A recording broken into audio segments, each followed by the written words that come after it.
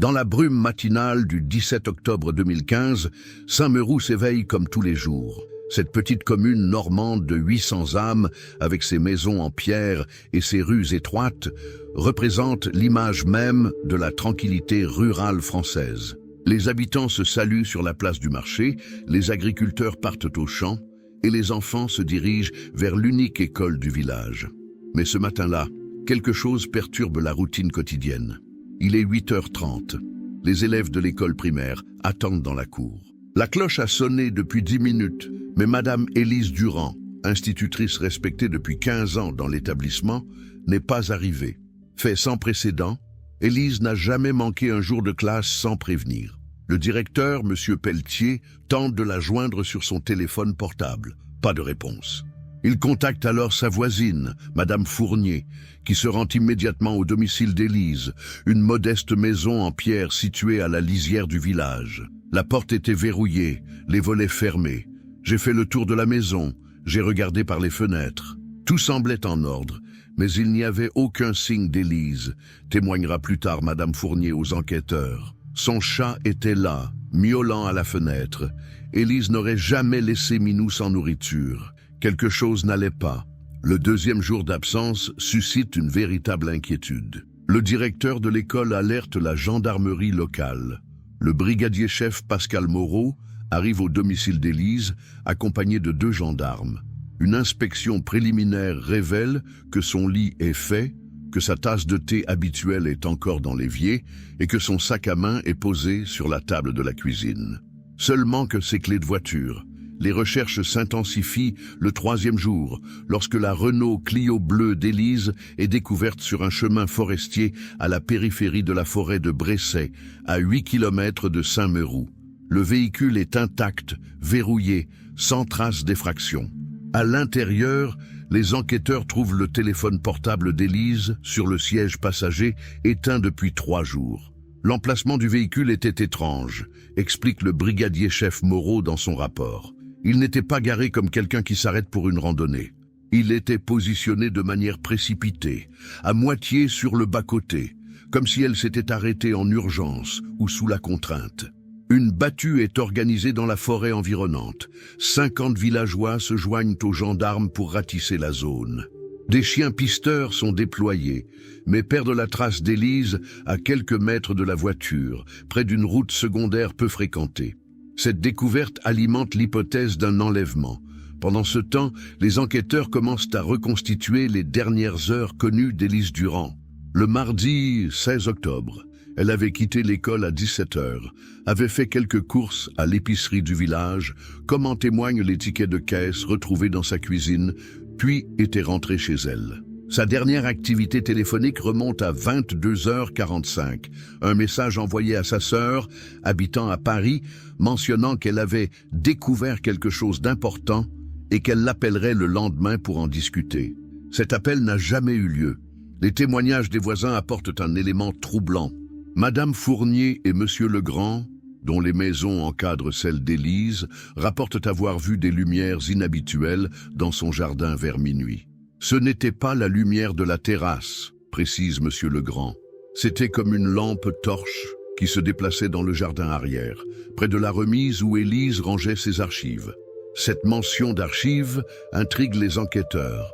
En fouillant la maison, ils découvrent qu'Élise, passionnée d'histoire locale, conservait une importante collection de documents sur Saint-Meroux et ses environs.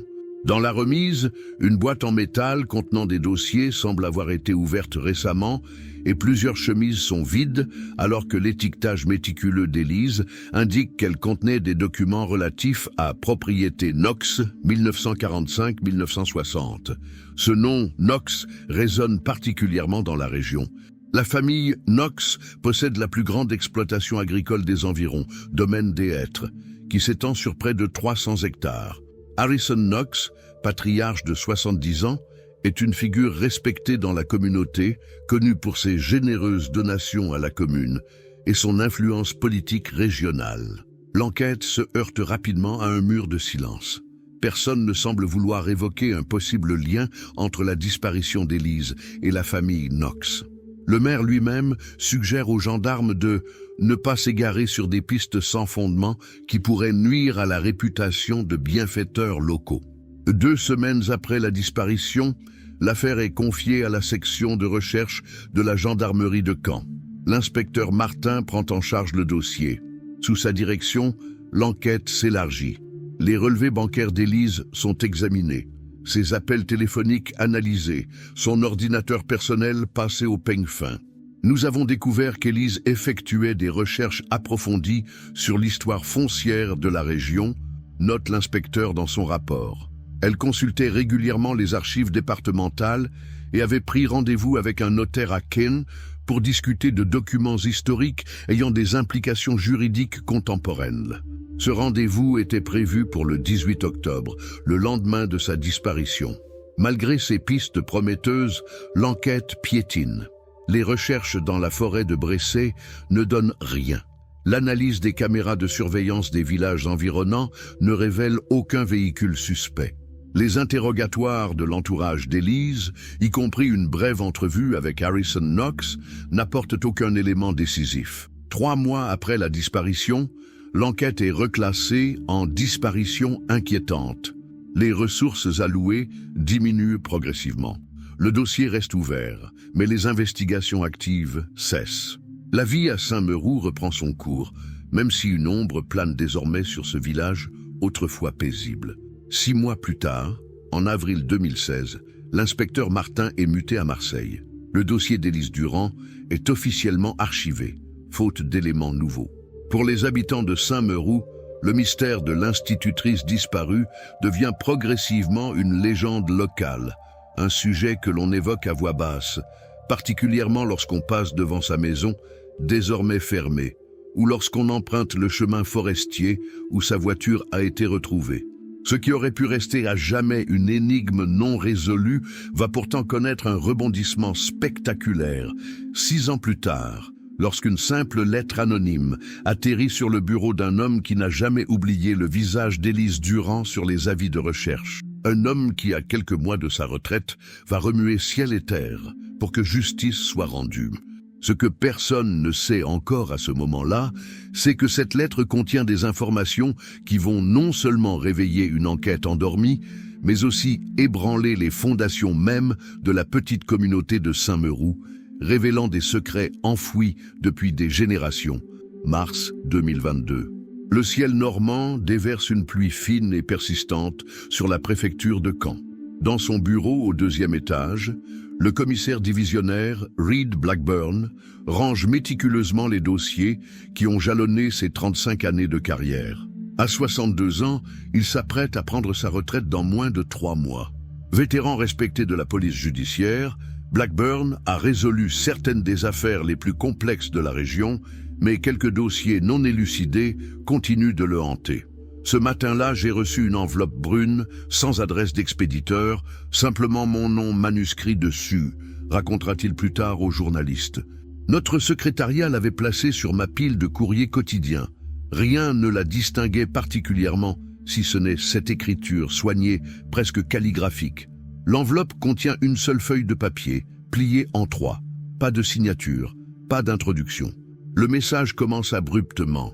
Le corps d'Élise Durand se trouve à 3 mètres de profondeur, sous le vieux chêne marqué d'une croix, dans la partie nord-ouest de la propriété des Knox. Son médaillon montre en argent avec inscription « À ma petite étoile » est enterré avec elle. Harrison et Troy Knox l'ont tuée le soir du 16 octobre 2015 parce qu'elle avait découvert la vérité sur l'acquisition frauduleuse de leur terre après la guerre. Blackburn reconnaît immédiatement le nom d'Élise Durand. Bien qu'il n'ait jamais été officiellement chargé de l'affaire, la disparition de l'institutrice avait fait grand bruit dans les services.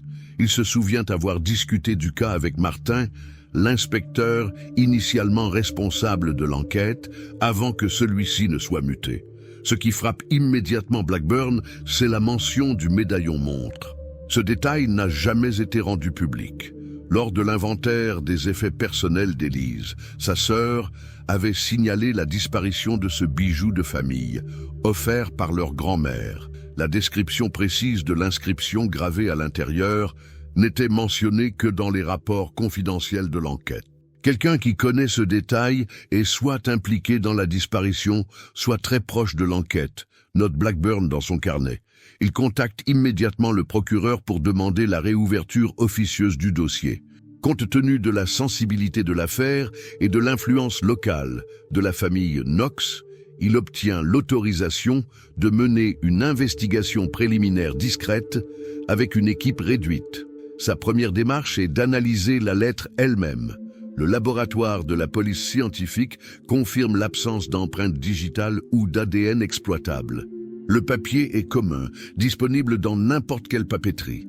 L'encre provient d'un stylo standard. La seule particularité réside dans l'écriture, que les experts décrivent comme celle d'une personne âgée ayant reçu une éducation classique, probablement avant les années 1970. Ou parallèlement, Blackburn se plonge dans les archives de l'enquête originale. Il est frappé par plusieurs incohérences et pistes abandonnées prématurément.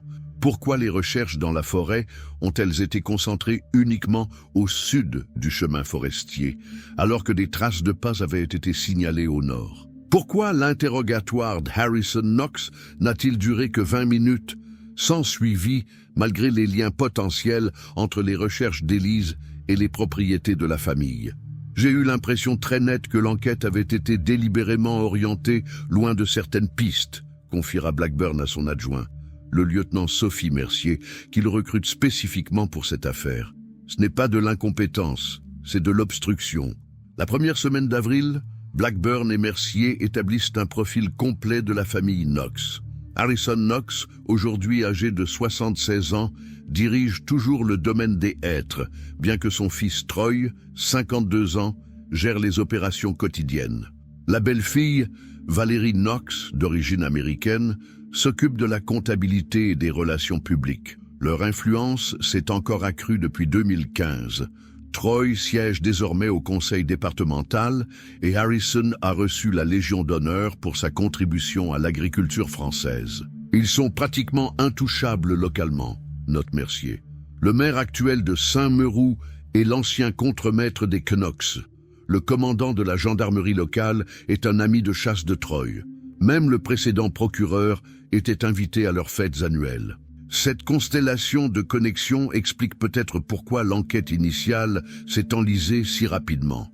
Mais pour établir un lien concret entre les Knox et la disparition d'Élise, il faut plus que des suppositions. Blackburn décide d'explorer l'angle financier, souvent négligé dans les enquêtes rurales. Il obtient, non sans difficulté, les relevés bancaires complets d'Élise Durand pour l'année 2015. Ce qu'il découvre est stupéfiant.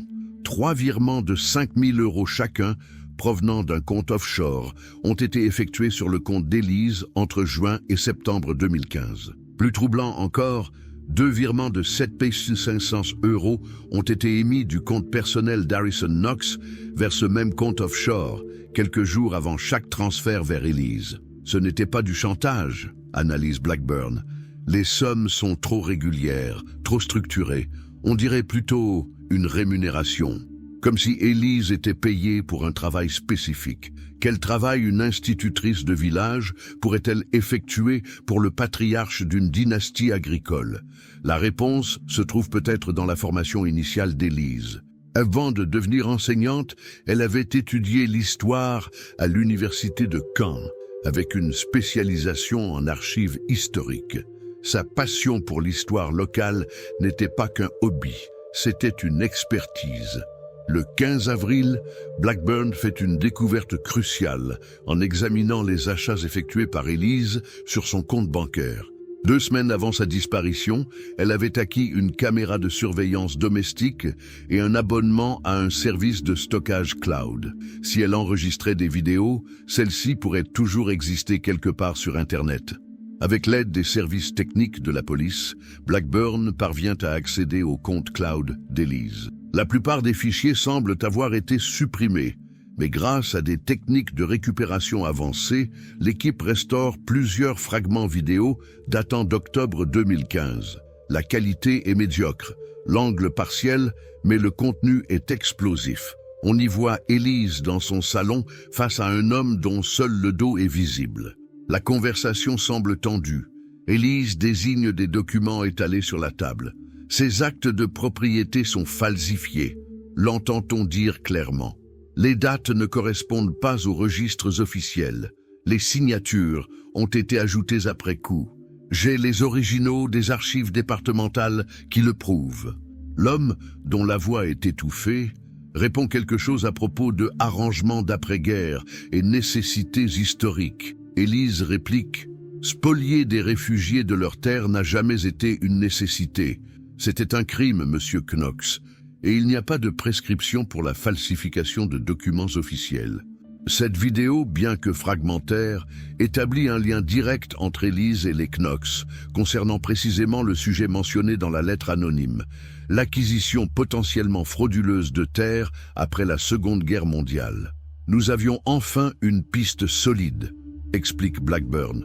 Mais nous manquions encore de l'élément crucial. Les documents qu'Élise avait découverts, ces preuves qu'elle brandissait dans la vidéo. Le commissaire décide alors de prendre un risque calculé. Il se rend personnellement à Saint-Meroux, au domicile scellé d'Élise Durand, inhabité depuis sa disparition. Avec un mandat de perquisition discrètement obtenu, il entreprend une fouille minutieuse que les enquêteurs initiaux n'avaient peut-être pas osé réaliser en profondeur. Ce que Blackburn ignore encore, c'est que sa présence dans le village a déjà été signalée au domaine des Hêtres et que Troy Knox a immédiatement contacté ses alliés à la préfecture pour savoir pourquoi un commissaire divisionnaire en fin de carrière s'intéresse soudainement à une affaire classée depuis 6 ans. La course contre la montre est engagée. Et dans le grenier poussiéreux de la maison d'Élise, sous une latte de plancher décellée, se trouve peut-être la clé de toute l'affaire. Le grenier de la maison d'Élise Durand était baigné dans la lumière tamisée qui filtrait à travers une petite lucarne poussiéreuse.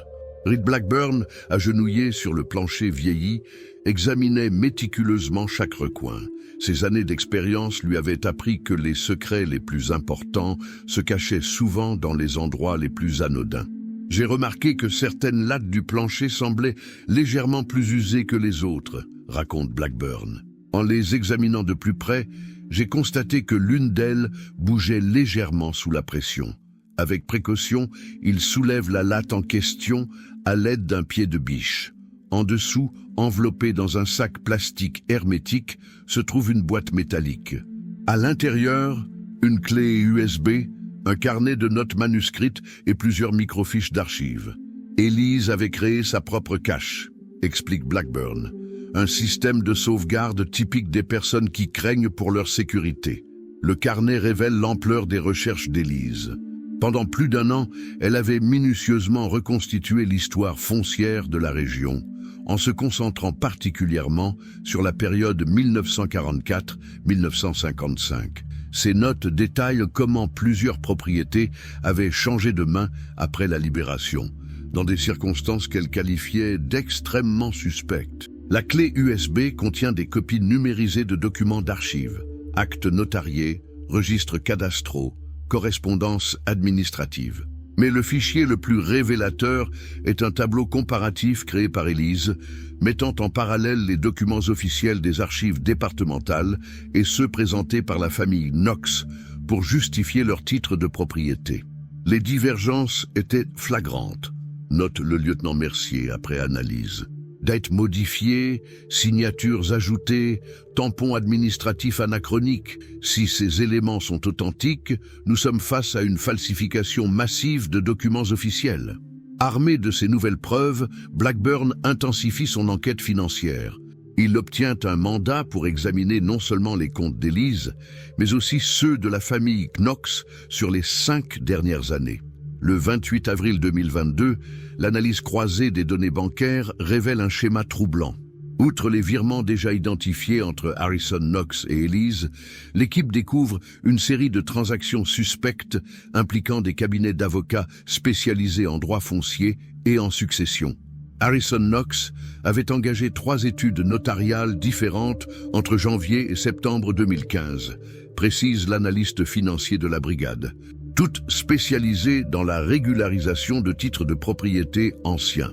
Simultanément, il a liquidé plusieurs investissements pour constituer une réserve liquide de près d'1 million d'euros. Ces mouvements financiers coïncident exactement avec la période où Élise intensifiait ses recherches. L'hypothèse se précise, l'institutrice avait découvert des irrégularités historiques dans l'acquisition des terres des Knox, et le patriarche tentait soit de régulariser discrètement la situation, soit de se préparer à des poursuites potentielles. Mais une question fondamentale demeure. Pourquoi Harrison Knox aurait-il versé de l'argent à Élise? Était-ce pour acheter son silence ou qu'au contraire, pour financer ses recherches? La réponse apparaît dans un courriel récupéré sur le compte cloud d'Élise. Daté du 3 juin 2015, il est adressé à Harrison Knox. Suite à notre conversation, j'accepte votre proposition de documenter l'histoire complète des propriétés familiales pour un ouvrage commémoratif. Mes honoraires de 5 000 € par mois pendant 3 mois me semblent équitables, compte tenu de l'ampleur des recherches nécessaires. Je vous remettrai un rapport complet fin septembre. C'était une couverture parfaite, analyse Blackburn.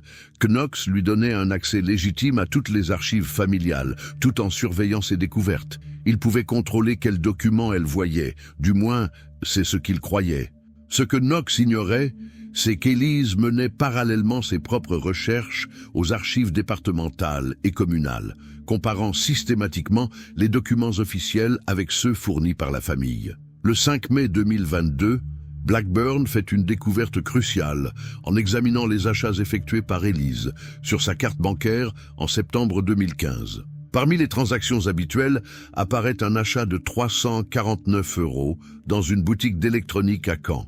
Le reçu détaillé, obtenu auprès du magasin, révèle l'achat d'une caméra de surveillance miniature et d'un système d'enregistrement automatique. L'équipe technique parvient à récupérer davantage de fichiers du stockage cloud d'Élise, dont plusieurs vidéos montrant des rencontres entre l'institutrice et Harrison Knox. L'une d'elles, datée du 29 septembre 2015, est particulièrement révélatrice. On y voit Élise et Harrison assis dans le salon de l'institutrice. Elle lui présente un dossier épais. « Voici mon rapport final, monsieur Knox. Comme convenu, j'ai documenté l'histoire complète de l'acquisition des terres depuis 1945. » Le visage de Knox se crispe visiblement en feuilletant le document. « Ce n'est pas ce que nous avions convenu, mademoiselle Durand. Vous étiez censé vous concentrer sur les aspects positifs de l'héritage familial. » Élise reste calme. « Je me suis concentré sur la vérité historique, comme tout chercheur sérieux. Les documents parlent d'eux-mêmes. » La vidéo se poursuit, montrant Knox de plus en plus agité. « Ces allégations sont diffamatoires. Vous suggérez que mon père a profité du chaos d'après-guerre pour s'approprier illégalement des terres appartenant à la famille Rosenthal. »« Je ne suggère rien, » répond Élise. « Je constate simplement que les actes notariés que vous m'avez montrés ne correspondent pas aux originaux conservés aux archives départementales. » La signature d'Abraham Rosenthal sur l'acte de vente de 1947 a été ajoutée après que le document ait été officiellement enregistré. J'ai les preuves techniques de cette falsification. La vidéo s'interrompt brusquement à ce moment, mais elle fournit enfin le mobile potentiel d'un crime.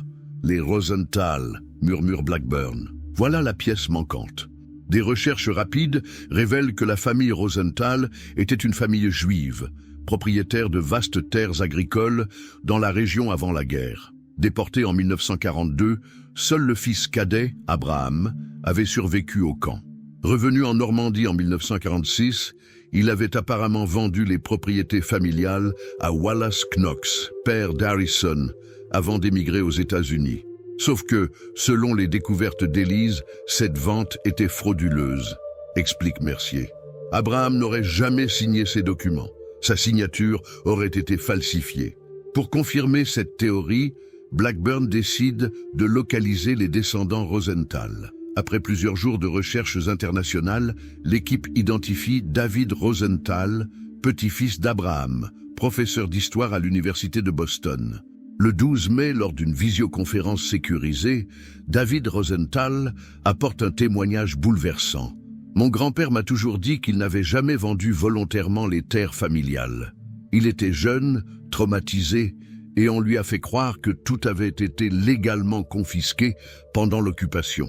Ce n'est que des années plus tard qu'il a soupçonné avoir été victime d'une escroquerie, mais il n'avait ni les moyens ni la force de se battre contre des gens puissants dans un pays qu'il avait quitté. David partage également des lettres de son grand-père mentionnant un certain Monsieur K qui aurait orchestré cette appropriation. Mon grand-père écrivait que ce Monsieur K avait des connexions avec l'administration locale et avait fait disparaître des documents originaux. Cette révélation confirme les soupçons d'Élise. La fortune des Knox, leur ascension sociale et politique, tout reposait sur une spoliation immobilière jamais révélée. Pendant ce temps, Blackburn poursuit l'analyse des données bancaires plus récentes. Il découvre que Troy Knox a effectué plusieurs retraits importants en liquide entre le 15 et le 17 octobre 2015, exactement pendant la période de la disparition d'Élise. 10 000 € en 3 jours, sans justification apparente, note l'analyste financier. Ce type de comportement est classique lorsqu'on veut payer quelque chose sans laisser de traces. Le 20 mai, l'équipe obtient les relevés téléphoniques de Troy Knox pour octobre 2015. Les données de géolocalisation placent son téléphone à moins de 500 mètres de la maison d'Élise dans la nuit du 16 octobre, puis près de la forêt de Bresset, où la voiture d'Élise a été retrouvée, aux premières heures du 17 octobre. Nous avions désormais un faisceau d'indices concordants, résume Blackburn. Un mobile solide, des preuves financières suspectes et la présence de Troy Knox sur les lieux au moment de la disparition. Mais pour procéder à des arrestations et obtenir un mandat de perquisition pour le domaine des Hêtres, le procureur exige des preuves plus directes. L'équipe de Blackburn doit trouver le corps d'Élise, comme l'indiquait la mystérieuse lettre anonyme. Le commissaire décide alors de prendre un risque calculé. Le 25 mai, il convoque officiellement Harrison et Troy Knox pour un interrogatoire concernant de nouvelles informations sur la disparition d'Élise Durand. Cette convocation stratégique vise à créer une pression psychologique sur les suspects. Blackburn sait que des hommes habitués au pouvoir et à l'impunité peuvent commettre des erreurs lorsqu'ils se sentent menacés. Ce qu'il ignore encore, c'est que cette décision va provoquer une réaction en chaîne totalement inattendue, et que la résolution de l'affaire viendra d'une source que personne n'avait anticipée. La convocation des Knox provoque l'effet escompté, mais pas exactement comme Blackburn l'avait prévu. Le 26 mai 2022, à 7h30 du matin, alors que les premiers rayons du soleil caressent la campagne normande, une Peugeot grise se gare discrètement devant le commissariat de Caen. Une femme élégante d'une 50aine d'années en descend, regarde nerveusement autour d'elle, puis entre dans le bâtiment. « Je souhaite parler au commissaire Blackburn », déclare-t-elle à l'agent d'accueil. « C'est au sujet de l'affaire Durand. Je m'appelle Valérie Knox. » Quand Blackburn arrive précipitamment dans la salle d'interrogatoire, il trouve Valérie Knox, l'épouse de Troy, dans un état d'extrême nervosité. Elle refuse un avocat et demande à parler seule à seule avec le commissaire. « Je sais pourquoi vous avez convoqué mon mari et mon beau-père », commence-t-elle d'une voix tremblante. « Je vis avec cette peur depuis 7 ans. Je ne peux plus continuer ainsi. » Ce que Valérie révèle au cours des 3 heures suivantes bouleverse complètement l'enquête. Elle n'apporte pas une confession directe du meurtre, mais quelque chose de potentiellement plus précieux, la confirmation de l'existence des documents découverts par Élise et l'emplacement exact où ils sont actuellement cachés. Après la disparition d'Élise, Harrison a ramené chez nous une boîte métallique contenant des documents, explique Valérie. Il l'a enfermée dans le coffre-fort du bureau, celui dont seul lui connaît la combinaison. J'ai surpris une conversation entre lui et Troy. Il parlait d'archives qui pourraient tout détruire et qu'il fallait les garder comme assurance. Valérie poursuit son témoignage, révélant qu'en tant que comptable du domaine, elle avait progressivement découvert des anomalies dans les titres de propriété. J'ai compris que quelque chose n'allait pas avec la façon dont la famille avait acquis ces terres. Harrison parle toujours du sacrifice de son père pour bâtir ce patrimoine, mais j'ai commencé à soupçonner que ce sacrifice était en réalité quelque chose de beaucoup plus sombre. Armé de ces nouvelles informations, Blackburn obtient rapidement un mandat de perquisition pour le domaine des Hêtres, spécifiquement pour le bureau personnel d'Harrison Knox. Le 27 mai, une équipe d'enquêteurs investit la propriété. Harrison et Troy, revenus précipitamment d'un déplacement à Paris après avoir appris la visite de Valérie au commissariat, assistent impuissants à la fouille méthodique de leur demeure. Dans le coffre-fort, dissimulé derrière un tableau dans le bureau d'Harrison, les enquêteurs découvrent exactement ce que Valérie avait décrit. Une boîte métallique contenant des dossiers étiquetés Rosenthal 1947 et ajustements cadastraux 1950-1955. Mais ils trouvent également un document inattendu, le journal intime d'Élise Durand. C'était la preuve définitive que les Knox avaient accédé au domicile d'Élise après sa disparition, explique Mercier. Ce journal n'aurait jamais dû se trouver en leur possession. Parallèlement à cette perquisition, une seconde équipe, guidée par les indications de Valérie, se rend dans le grenier de la maison principale du domaine. Sous une épaisse couche d'isolation, ils découvrent un compartiment secret contenant des archives familiales remontant aux années 1940. Wallace Knox, le père d'Harrison, avait méticuleusement documenté ses acquisitions d'après-guerre, raconte l'historien judiciaire appelé pour expertiser ces documents, mais pas dans un souci de transparence. Au contraire, ces archives constituaient un véritable mode d'emploi de la spoliation foncière. Les documents révèlent comment Wallace Knox, profitant de sa position de responsable local du comité de reconstruction après la libération, avait systématiquement identifié les propriétés dont les propriétaires étaient morts ou déportés. Grâce à ses connexions administratives, il avait falsifié des actes de vente, antidaté des documents et, dans certains cas, fait pression sur des survivants traumatisés pour qu'ils cèdent leurs biens à des prix dérisoires. Le cas de la famille Rosenthal n'était que le plus flagrant d'une série d'appropriations douteuses. Les archives révèlent qu'Abraham Rosenthal, alors âgé de 19 ans et seul survivant de sa famille, avait été confronté à un choix impossible: signer un acte de vente pour une fraction de la valeur réelle des terres ou faire face à des accusations fabriquées de collaboration avec l'occupant. Une lettre manuscrite de Wallace à un complice au sein de l'administration locale ne laisse aucun doute sur la réalité de ce chantage. Ces découvertes dépassaient largement le cadre de notre enquête initiale sur la disparition d'Élise, reconnaît Blackburn. Nous étions face à un scandale historique aux ramifications multiples. Mais le commissaire ne perd pas de vue son objectif premier: résoudre le sort d'Élise Durand. L'examen de son journal intime fournit des indices cruciaux. Dans ses dernières entrées, datées de début octobre 2015, Élise documentait ses découvertes sur les Knox, mais mentionnait également ses craintes croissantes. 14 octobre 2015. J'ai confronté HK avec les preuves de falsification. Il a d'abord nié, puis m'a proposé de l'argent pour approfondir mes recherches dans une direction plus constructive. J'ai refusé. Je suis déterminé à rétablir la vérité, particulièrement pour la famille Rosenthal. J'ai contacté leur petit-fils aux États-Unis. La dernière entrée, datée du 16 octobre, est particulièrement troublante. HK m'a appelé ce soir, demandant à me voir urgemment. Il dit avoir des documents originaux qui clarifieraient les malentendus. Je suis méfiante, mais c'est peut-être ma seule chance d'obtenir des preuves définitives. J'ai activé la caméra dans le salon par précaution. Si quelque chose m'arrive, tout est sauvegardé dans le cloud et sous la latte du grenier. Ces éléments corroborent la chronologie établie par l'enquête. Élise avait prévu de rencontrer Harrison Knox le soir de sa disparition. Mais que s'était-il exactement passé lors de cette rencontre? Le 29 mai, Blackburn décide de confronter directement Harrison Knox avec ses nouvelles preuves.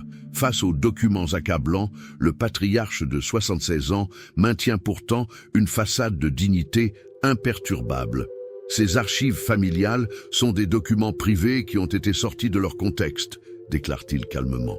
Mon père a agi conformément aux lois et pratiques de l'époque pour reconstruire une région dévastée par la guerre. Quant à mademoiselle Durand, je l'ai effectivement rencontrée pour discuter de ses recherches historiques, mais je n'ai aucune connaissance de ce qui a pu lui arriver. Troy Knox adopte une stratégie similaire, niant toute implication dans la disparition d'Élise, malgré les données de géolocalisation de son téléphone. J'étais effectivement dans le secteur cette nuit-là, pour vérifier des clôtures endommagées sur nos terres périphériques. C'est une coïncidence malheureuse. L'enquête semble à nouveau dans l'impasse. Les preuves circonstancielles s'accumulent, mais sans le corps d'Élise ou un témoin direct des événements du 16 octobre 2015, le procureur hésite à inculper formellement les Knox pour homicide. C'est alors qu'intervient un développement inattendu. Le 2 juin, lors d'une nouvelle audition, Valérie Knox demande à parler seule avec Blackburn. Visiblement épuisée par le poids du secret, elle murmure « Je sais où ils l'ont enterré ». Son témoignage est glaçant dans sa précision. C'était vers minuit. J'attendais Troy à la maison quand il m'a appelé, paniqué.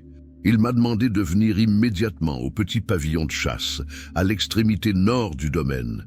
Quand je suis arrivé, j'ai trouvé Harrison et Troy en état de choc. Élise était allongée sur le sol, immobile. Harrison a dit qu'elle avait accidentellement heurté le coin de la cheminée en pierre durant une discussion animée. Ils avaient besoin de ma voiture pour déplacer son corps, car la leur était trop reconnaissable. Valérie poursuit, décrivant comment ils ont transporté le corps d'Élise jusqu'à une zone boisée, isolée de la propriété. Harrison connaissait exactement l'endroit, sous un vieux chêne marqué d'une croix, vestige d'une ancienne délimitation de parcelles.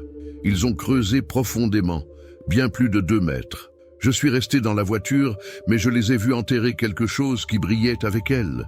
C'était probablement ce médaillon montre dont vous avez parlé. Pourquoi avoir gardé le silence pendant 7 ans ?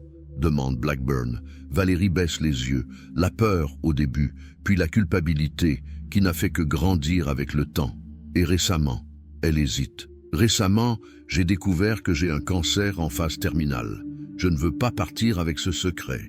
C'est Valérie Knox qui avait envoyé la lettre anonyme dans une tentative d'expiation avant sa mort imminente. Le même jour, une équipe d'excavation se rend à l'emplacement indiqué. Sous le chêne marqué d'une croix, exactement comme décrit dans la lettre anonyme et le témoignage de Valérie, ils découvrent les restes d'Élise Durand, enterrée à plus de 3 mètres de profondeur. À son poignet, un médaillon montre en argent avec l'inscription « À ma petite étoile ». L'autopsie confirme la cause du décès, un traumatisme crânien sévère, compatible avec un impact contre une surface dure comme une cheminée en pierre. L'analyse des particules de poussière et de pollen présentes sur les vêtements d'Élise correspond parfaitement aux caractéristiques du pavillon de chasse mentionné par Valérie. Le puzzle est enfin reconstitué. Élise Durand, institutrice passionnée d'histoire locale, avait découvert un secret vieux de 70 ans qui menaçait l'empire des Knox. Sa confrontation avec Harrison et Troy avait mal tourné, conduisant à sa mort, peut-être accidentelle dans son déroulement mais délibérément dissimulée ensuite. Alors que Blackburn prépare les inculpations formelles contre Harrison et Troy Knox, une question continue de le hanter. Combien d'autres secrets sont encore enfouis dans la terre silencieuse de cette campagne normande, en apparence si paisible? Le 3 juin 2022, sous un ciel normand d'un gris presque métallique, les silhouettes des gendarmes se détachent entre les arbres centenaires du domaine des Hêtres. Une scène surréaliste se déroule sous les yeux des ouvriers agricoles médusés. Harrison et Troy Knox, menottes au poignet, sont escortés vers des véhicules de police.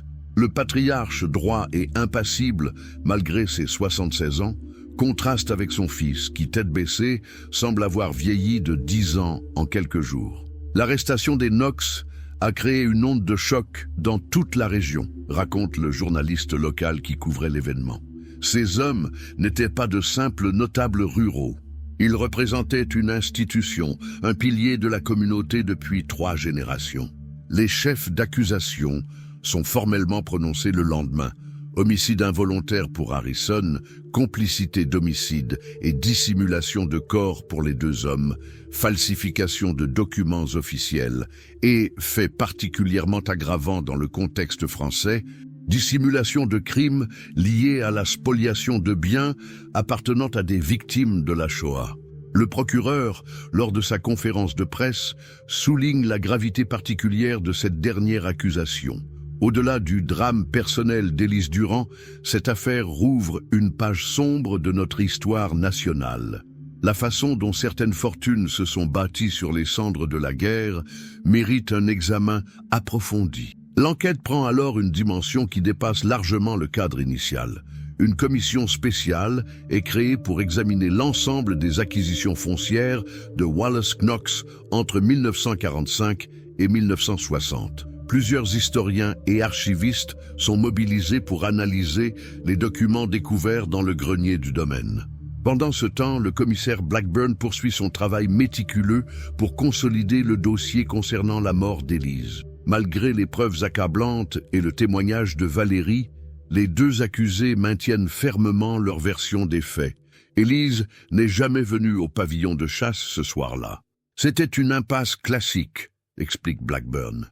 Nous avions un corps, un mobile, des preuves circonstancielles solides, mais pas de témoins directs autres que Valérie, dont la crédibilité pouvait être attaquée par la défense en raison de son état de santé et de ses motivations personnelles. Le 10 juin, une semaine après les arrestations, l'équipe de Blackburn réalise une perquisition approfondie du pavillon de chasse mentionné par Valérie. Situé dans une clairière isolée à l'extrémité nord du domaine, ce bâtiment en pierre du XVIIIe siècle servait occasionnellement pour des réceptions privées de la famille Knox. Nous cherchions des traces biologiques, sachant pertinemment que 7 ans après les faits, nos chances étaient minimes, raconte le technicien de la police scientifique. C'est alors que nous avons remarqué quelque chose d'étrange dans la cheminée.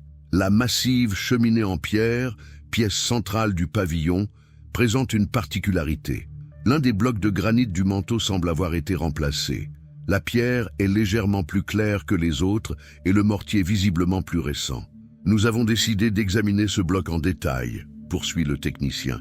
En l'éclairant sous différents angles, avec une lumière ultraviolette, nous avons observé ce qui semblait être des traces de sang ayant pénétré profondément dans la pierre poreuse originale, malgré les tentatives de nettoyage. Des analyses ADN confirment rapidement qu'il s'agit bien du sang d'Élise Durand. Plus révélateur encore, les experts en matériaux déterminent que le bloc de remplacement a été installé approximativement 7 ans auparavant. Cette découverte cruciale ébranle la stratégie de défense des Knox. Confronté à cette nouvelle preuve lors d'un interrogatoire le 15 juin, Troy Knox montre les premiers signes de fissure dans sa résolution. Son langage corporel a changé, note Mercier, présente lors de l'interrogatoire. Il évitait le regard, transpirait abondamment et sa voix tremblait légèrement. Nous savions qu'il était au point de rupture. C'est finalement une conversation interceptée entre Troy et son avocat qui précipite le dénouement. Ignorant que la salle de consultation était équipée de micros dans le cadre d'une autre enquête sur l'avocat lui-même, Troy laisse échapper une phrase fatidique. « Si je parle, je vais détruire mon père, mais je ne peux plus vivre avec ça. Ce n'était pas censé se passer comme ça. Elle n'était pas censée mourir. » Informé de cette déclaration compromettante, le procureur propose un accord à Troy, une réduction de peine en échange d'une confession complète. Le 17 juin, après une longue discussion avec son nouvel avocat, Troy Knox accepte. Sa confession, enregistrée pendant plus de 4 heures, offre enfin un récit détaillé des événements du 16 octobre 2015. Mon père avait arrangé cette rencontre avec Élise au pavillon, plutôt qu'à son domicile, car il craignait qu'elle n'enregistre leur conversation, commence Troy. Il voulait que je sois présent comme témoin et, je suppose, comme soutien moral. Selon Troy, Harrison avait préparé une stratégie en 3 temps. D'abord, nier les falsifications, puis, si nécessaire, suggérer qu'elles étaient l'œuvre de son père sans sa connaissance, et enfin, en dernier recours, proposer une compensation financière substantielle à Élise pour son silence. Mais rien ne s'est passé comme prévu, poursuit Troy, visiblement ému. Élise est arrivée avec encore plus de preuves que ce que nous imaginions. Elle avait retrouvé des survivants de familles juives spoliées qui témoignaient contre mon grand-père. Elle parlait de justice, de restitution, de procès historiques. Harrison, habituellement si maître de lui-même, aurait alors perdu son sang-froid. Mon père a commencé à l'insulter, à la traiter de fouineuse idéaliste qui détruisait l'œuvre de sa vie. Élise est restée calme, ce qui l'a rendu encore plus furieux. Le point de rupture est survenu lorsqu'Élise a révélé avoir déjà contacté les descendants Rosenthal et transmis une copie de ses découvertes à un avocat parisien spécialisé dans les restitutions de biens spoliés pendant la guerre. « Mon père s'est littéralement jeté sur elle », raconte Troy, le visage déformé par la culpabilité. Il voulait lui arracher son sac où elle conservait une clé USB avec tous ses documents. Elle a reculé brusquement et sa tête a heurté violemment l'angle de la cheminée. Il y a eu un bruit. Je n'oublierai jamais ce bruit. Élise se serait effondrée instantanément. Troy affirme avoir tenté de lui porter secours, de vérifier son pouls, mais il était déjà trop tard. Mon père est resté figé quelques secondes, puis il est devenu étonnamment calme et méthodique, poursuit-il. Il a dit que personne ne croirait à un accident, que toute l'histoire des falsifications éclaterait au grand jour, que tout ce que notre famille avait construit serait détruit. C'est Harrison qui aurait orchestré la dissimulation du corps, en voyant Troy chercher des pelles dans la remise pendant qu'il nettoyait minutieusement les traces de sang. Plus tard dans la nuit, ils ont transporté le corps jusqu'aux chênes marqués, un endroit isolé que Harrison connaissait bien. Mon père disait que c'était un endroit où personne n'irait jamais chercher, car il ne figurait sur aucune carte récente du domaine, explique Troy. C'était une ancienne délimitation de parcelles datant du 19e siècle, oubliée de tous, sauf de lui. Après avoir enterré Élise, Harrison aurait élaboré un plan pour brouiller les pistes.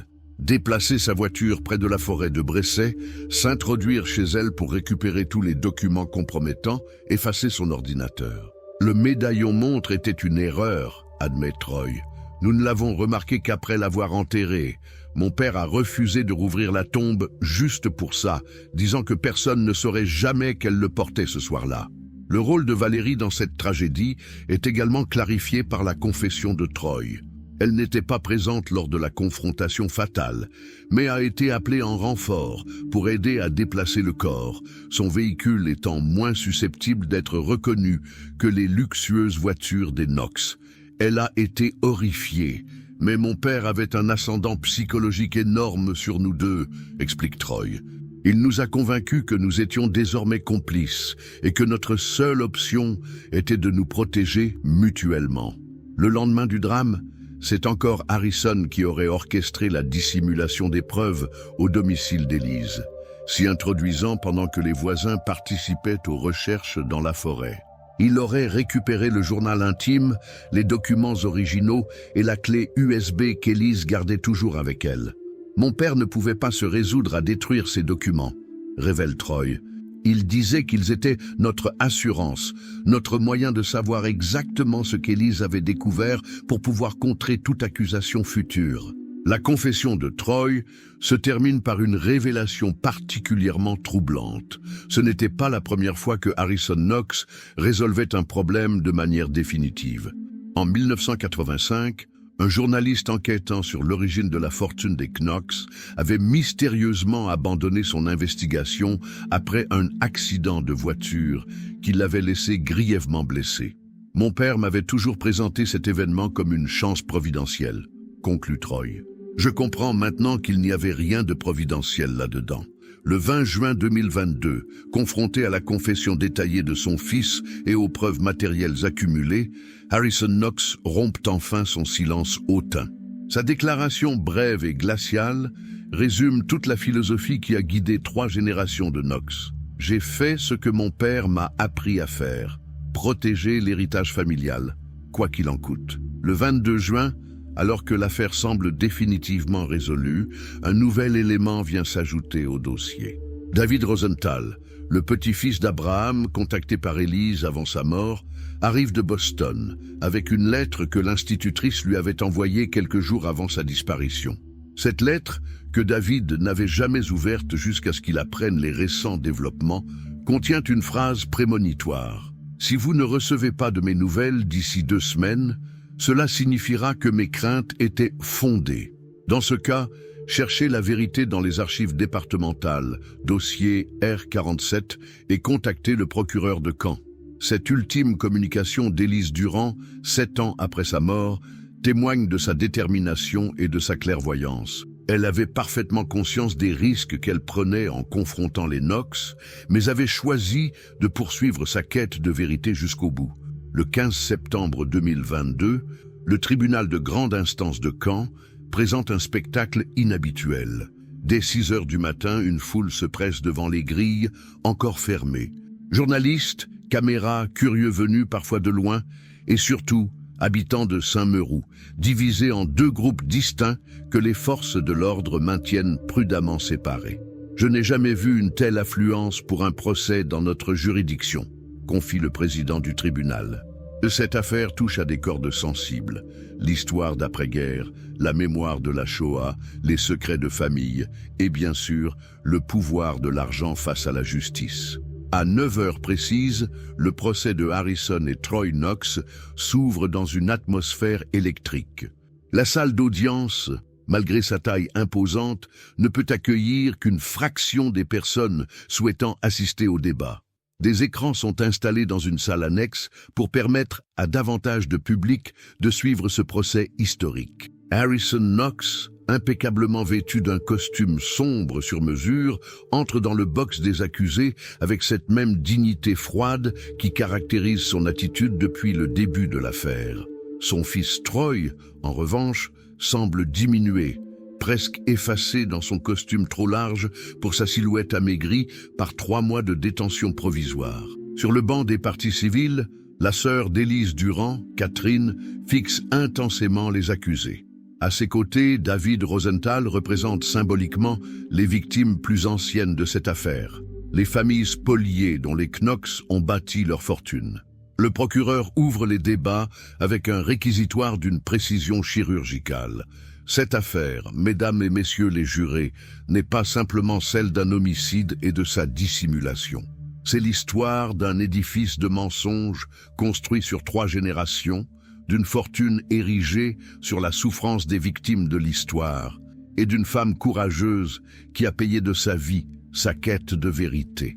Les premiers jours du procès sont consacrés à la reconstitution minutieuse des événements du 16 octobre 2015. Le commissaire Blackburn, principal témoin de l'accusation, présente avec méthodologie les preuves accumulées durant son enquête. Les images projetées dans la salle, photographies du pavillon de chasse, du chêne marqué où le corps d'Élise a été retrouvé, analyse ADN du sang sur la pierre de cheminée, dessinent progressivement le tableau d'une vérité longtemps enfouie. Le témoignage de Valérie Knox, particulièrement attendue, se déroule dans une ambiance de recueillement inhabituelle pour une salle d'audience. Affaiblie par la maladie, elle doit témoigner assise, sa voix à peine audible captée par des microphones spécialement installés. « Je vis depuis 7 ans avec la culpabilité de n'avoir rien dit », murmure-t-elle. « Chaque jour, je passais devant cette école où enseignait Élise. Je voyais ses anciens élèves grandir. Je rencontrais sa sœur lors des marchés, tout en sachant où elle reposait réellement. » Interrogée sur les raisons de son silence, Valérie évoque la peur, mais aussi une forme d'emprise psychologique exercée par Harrison sur l'ensemble de la famille. Dans le monde des Knox, la loyauté familiale transcendait tout, même la morale ou la loi. Harrison nous répétait que notre nom, notre héritage était sacré, que tout le reste était secondaire. Le 5e jour du procès marque un tournant décisif avec l'audition des témoins de Saint-Meroux.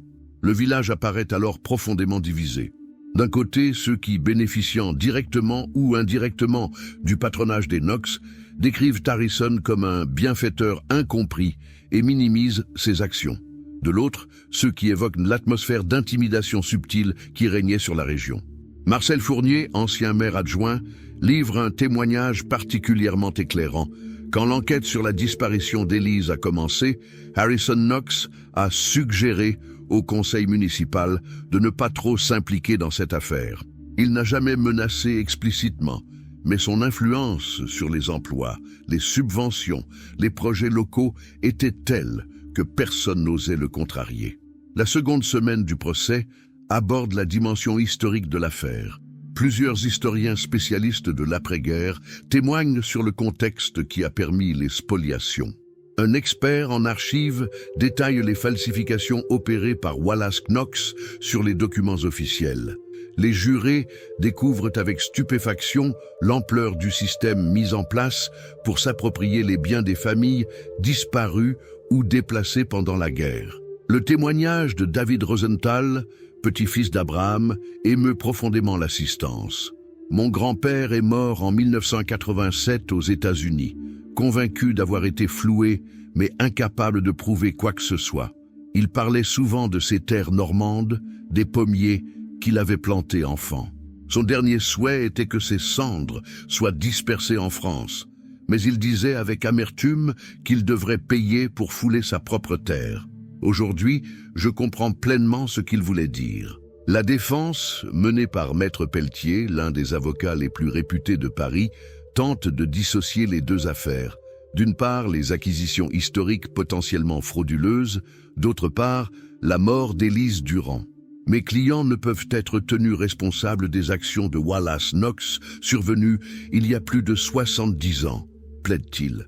Quant au décès tragique de mademoiselle Durand, il s'agit d'un accident malheureux suivi d'une panique, non d'un acte prémédité. Pour Harrison Knox, l'avocat joue également la carte de l'âge et de l'état de santé. Un homme de 76 ans, souffrant d'hypertension et de problèmes cardiaques, ne survivrait pas à une longue incarcération. La stratégie de la défense vacille cependant lorsque le procureur présente un document découvert dans les archives personnelles d'Harrison.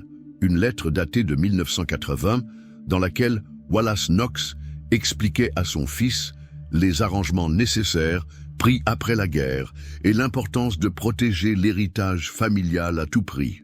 Cette lettre prouve qu'Harrison était parfaitement conscient de l'origine frauduleuse de son patrimoine bien avant les découvertes d'Élise. Le 28 septembre, après 2 semaines d'audiences intenses, le procès entre dans sa phase finale. Harrison Knox, usant de son droit de s'exprimer en dernier, se lève avec difficulté. Son discours, prononcé d'une voix claire malgré son âge, révèle une vision du monde profondément ancrée dans un autre temps. « Je ne regrette rien », déclare-t-il en fixant les jurés. « Mon père a bâti quelque chose à partir du chaos de l'après-guerre. Il a créé des emplois, développé une région, nourri des familles. Les Rosenthal et autres n'auraient jamais su exploiter ces terres comme nous l'avons fait. Mon père appelait cela la redistribution efficace des ressources. La mort d'Élise Durand est regrettable, mais elle menaçait de détruire l'œuvre de plusieurs générations pour satisfaire une idée abstraite de justice historique. Ces propos glaçant l'assistance et scellent probablement le sort des accusés. Le 30 septembre, après seulement 6 heures de délibération, le jury rend son verdict. Harrison Knox est reconnu coupable d'homicide involontaire et de dissimulation de corps. Troy Knox de complicité et dissimulation de preuves. Tous deux sont également condamnés pour falsification de documents officiels et recel de biens obtenus frauduleusement. La sentence tombe comme un couperet. 25 ans de réclusion pour Harrison, 18 ans pour Troy. Le tribunal ordonne également la saisie d'une partie significative des propriétés du domaine des Hêtres, en vue d'une procédure de restitution aux descendants des familles spoliées. En quittant la salle, Harrison Knox reste impassible, comme détaché de cette réalité qui s'effondre autour de lui. Troy, lui, jette un dernier regard vers Catherine Durand, murmurant ce qui semble être des excuses que personne n'entend. À l'extérieur du tribunal, une pluie fine commence à tomber sur les groupes qui se dispersent lentement. Catherine Durand et David Rosenthal s'éloignent ensemble, unis par une étrange parenté de destin. Dans leurs mains, ils tiennent symboliquement le médaillon montre d'Élise que le tribunal a autorisé à remettre à sa sœur. Le commissaire Reed Blackburn observe cette scène depuis les marches du palais de justice. À 3 semaines de sa retraite, il vient de clore l'une des enquêtes les plus complexes de sa carrière. Pourtant, un détail continue de le préoccuper. L'identité de l'auteur de la lettre anonyme. Le 5 octobre, alors que Saint-Meroux tente péniblement de tourner la page de cette affaire qui a déchiré la communauté, Blackburn reçoit un appel de la maison de retraite où Valérie Knox s'est installée après avoir témoigné. Elle souhaite le voir une dernière fois. Dans une chambre baignée par la lumière dorée de l'automne normand, Valérie lui révèle la vérité. Ce n'est pas moi qui ai écrit cette lettre anonyme, commissaire. C'était Marguerite Laurent, la gouvernante des Knox depuis 50 ans. Elle était présente au pavillon ce soir-là, cachée dans la pièce adjacente. Elle a tout vu, tout entendu, mais elle était terrorisée par Harrison et liée par une loyauté ancienne envers la famille qui l'avait recueillie, orpheline, après la guerre. Marguerite Laurent était décédée d'une crise cardiaque 2 semaines avant le début du procès, emportant avec elle une partie des secrets du domaine des hêtres. Mais sa lettre avait finalement permis que justice soit rendue, tant pour Élise Durand que pour les victimes plus anciennes des manœuvres des Knox. Le 15 octobre 2022, exactement 7 ans après la disparition d'Élise, une cérémonie discrète se tient au cimetière de Saint-Meroux. L'institutrice y est inhumée en présence de ses anciens élèves, devenus jeunes adultes, qui déposent des fleurs et des messages sur sa tombe. Parmi eux, Antoine, maintenant étudiante en histoire, promet silencieusement de poursuivre le travail de mémoire commencé par sa professeure.